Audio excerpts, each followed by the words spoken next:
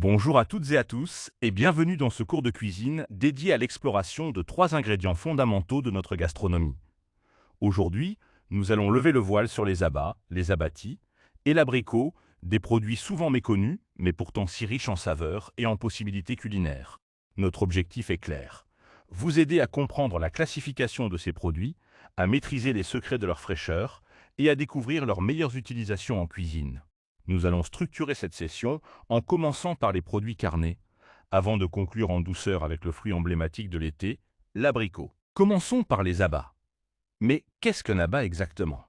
Il s'agit des parties comestibles d'un animal de boucherie qui ne sont ni de la chair, ni des muscles au sens strict.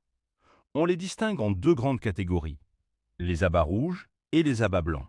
Les abats rouges, comme le foie, le cœur, la langue et les rognons, sont généralement vendus crus et se caractérisent par leur couleur intense. Les abats blancs, quant à eux, incluent la cervelle, le riz, le pied, la tête et les tripes, souvent blanchis ou pré-cuits. C'est d'ailleurs le veau et l'agneau qui nous offrent les abats les plus délicats et les plus prisés en haute cuisine. En matière d'abats, il existe une règle d'or, une règle absolue, la fraîcheur. La qualité des abats doit être irréprochable au moment de l'achat. C'est un critère non négociable pour garantir à la fois la saveur et la sécurité alimentaire. Mon conseil de chef est simple, ne faites jamais attendre ces produits. Cuisinez-les sitôt achetés. Un abat frais se reconnaît à son aspect brillant et à une odeur neutre, presque imperceptible. Toute odeur forte ou aspect terne doit vous alerter. La rapidité est votre meilleur allié pour sublimer ces mets délicats. Au-delà de leur intérêt gustatif, les abats sont de véritables trésors nutritionnels. Ils offrent des apports variés, mais nécessitent une consommation équilibrée. Le foie, par exemple, est une source exceptionnelle de fer biodisponible, un allié précieux contre la fatigue. Il est recommandé d'en consommer environ une fois tous les 15 jours pour maintenir un bon équilibre. Cependant, une mise en garde s'impose. Certains abats, comme la cervelle, le foie, le riz et les rognons, sont riches en cholestérol.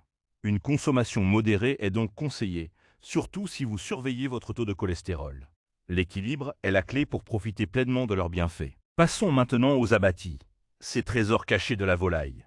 Les abattis sont composés du cou, des ailerons, du gésier, du foie et du cœur de l'oiseau. Souvent vendus à un prix très modique, ils représentent une opportunité fantastique de cuisiner savoureusement sans se ruiner. Leur polyvalence est remarquable. Ils sont parfaits pour des préparations mijotées comme les ragoûts et les fricassés, apportant une profondeur de goût incomparable. On peut également les utiliser dans des farces gourmandes, ou même les transformer en brochettes ou en salade tiède, notamment les foies de volaille.